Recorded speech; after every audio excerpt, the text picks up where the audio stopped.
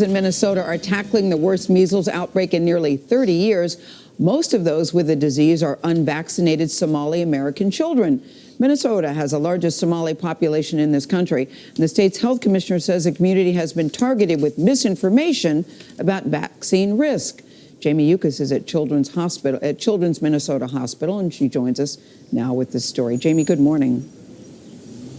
Good morning. Here at Children's Minnesota, doctors have treated 34 of the 48 confirmed cases. When patients visit, they're given a mask to cover up. That's because the virus is so contagious that if you're exposed to it and you don't have the vaccine, there's a 90% chance you'll contract it.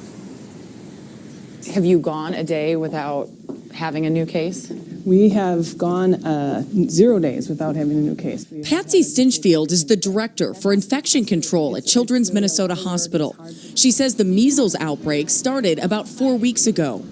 46 of the 48 confirmed cases are in children 10 years old or younger. I just finished doing rounds on these children, and they are miserable. They're in the hospital. They have IVs. They're not drinking. They have terrible coughs. Some have pneumonia. The measles virus commonly travels through the air, where it can live for up to 2 hours, making it more contagious than the flu.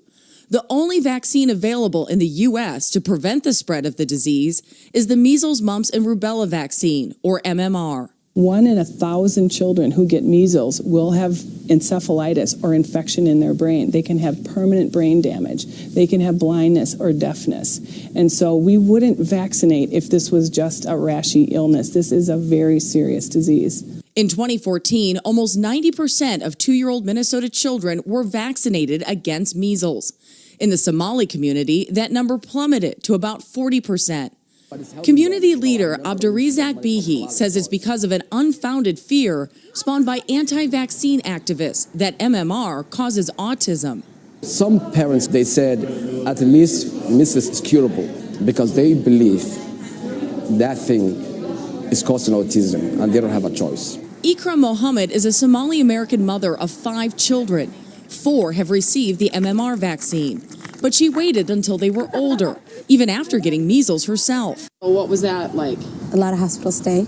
Mohammed doesn't plan to vaccinate her 5-year-old until he starts school in the fall. There is this big decision to make.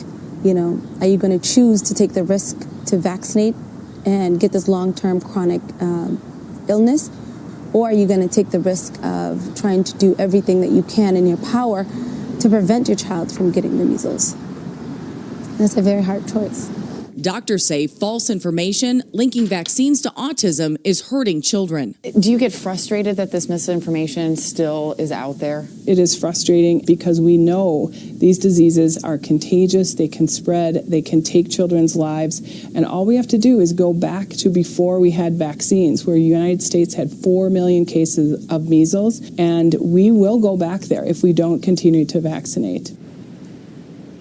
Scientific studies show there is no direct correlation between the MMR vaccine and an increased risk in autism, even in children who are at increased risk for the disorder. Now, here in Minnesota, health officials say it could take months for this epidemic to be over. That's because they need at least 6 weeks with no new reported cases of measles for the outbreak to be considered finished. Gail?